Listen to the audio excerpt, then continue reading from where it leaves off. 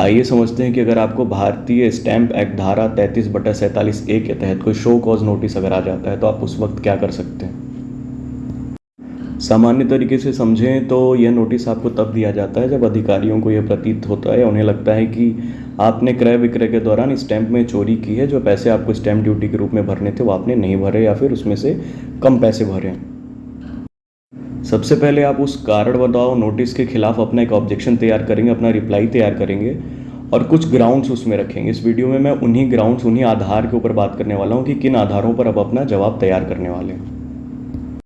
देखिए, सबसे common allegation, सबसे कॉमन आरोप यही लगाया जाता है कि जो आपकी कृषि भूमि थी वो आबादी थी और आपको अब आबादी के हिसाब से स्टैंप ड्यूटी देना पड़ेगा। तो आप इस चीज़ का पता करिए कि धारा 143 के तहत क्या उस कृषि भूमि को डिक्लेयर किया गया है, घोषणा की गई है कि वह अब आबादी हो गई है। अगर नहीं हुई है तो आपको किसी भी तरीके से स्टैंप को देने की ज़रूरत नहीं है।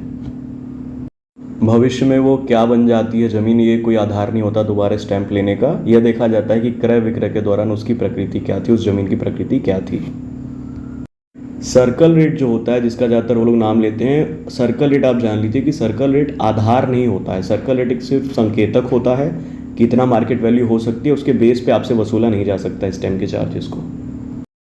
यदि आपकी कृषि भूमि जो है वो आबादी से सटी भी हो या उसके इर्द गिर्द हो तो इसका मतलब ये नहीं है कि इसका स्टाम्प शुल्क आबादी के रूप में लिया जाएगा, वो कृषि भूमि के ही रूप में लिया जाएगा। इस प्रकार के नोटिस आने पर सबसे पहले ये जांच लें कि जब आपने क्रय या विक्रय किया था तो जो राजस्व विभाग के रिकॉर्ड्स होते हैं, रेवेन्यू रिकॉर्ड होते हैं, उसमें क्या प्रकृति थी ज़मीन की। क्या वो एग्रीकल्चरल थी, कृषि भूमि थी, या फिर वो आबादी या प्लॉटिंग लैंड था।